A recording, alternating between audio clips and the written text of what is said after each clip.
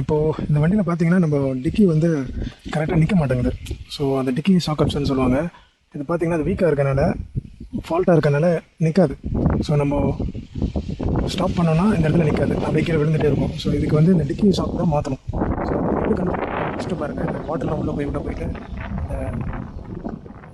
இது அப்படியே oil சீலே break ஆகிருக்கு. ஸோ இது மாதிரி உடஞ்சிருந்தால் கண்டிப்பாக இது ஃபால்ட்டுன்றது கன்ஃபார்ம் பண்ணிக்கலாம். இந்த பக்கம் கொஞ்சம் நல்லா இருக்குது. பொதுவாக வந்து ரெண்டும் மாற்றுறது நல்லது. ஏன்னா இன்னொரு சைடு ஹைட்ராலிக் வீக் ஆகி கூட இருக்கும். ஸோ அதனால் மோஸ்ட்லி ரெண்டாக மாற்றுறது நல்லது. இது க்ளீனாகவே கண்டுபிடிக்க முடியாது, ரெஸ்ட் இருக்கிறது. ஸோ அதனால் நம்ம வாங்கும்போது ரெண்டாவே வாங்கிடுவோம். அந்த பிராண்ட் நேமு இதுதான் பிராண்ட் நேம், மோன்ரோய் மேக்ஸ் லிஃப்ட் அப்படின்னு போட்டிருக்கேன்.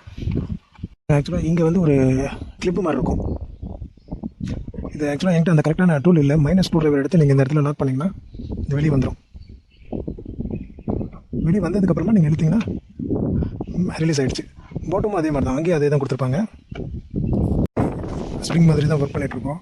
நம்ம அதை ரிலீஸ் பண்ணாமல் அப்படியே ப்ரெஸ் பண்ணாவே அது அப்படியே லாக் ஆகிடும். பொசிஷன் மட்டும் பார்த்துக்கோங்க. இந்த பொசிஷன் வந்து இந்த பொசிஷனில் இருக்கா இல்லைனா இந்த பொசிஷனில் இருக்கான்ட்டு. எனக்கு தெரிஞ்சு இப்படி தான் இருக்கணும். சரி, இப்படி தான் இருக்கணும். ஏன்னா க்ளோஸ் ஆகும்போது இப்படி க்ளோஸ் ஆகும்.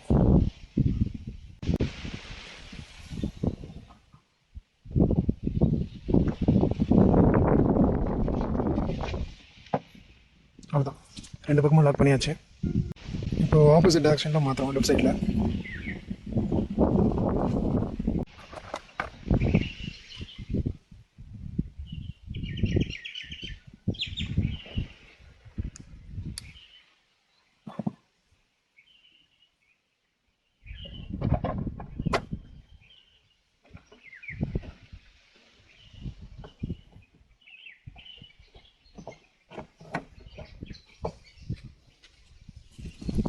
இப்போ ரெண்டு பக்கமும் புதுசு தான் மாற்றிருக்கோம். இப்போ ரெண்டு சைடும் புதுசாக மாற்றினால இப்போ பாருங்கள்.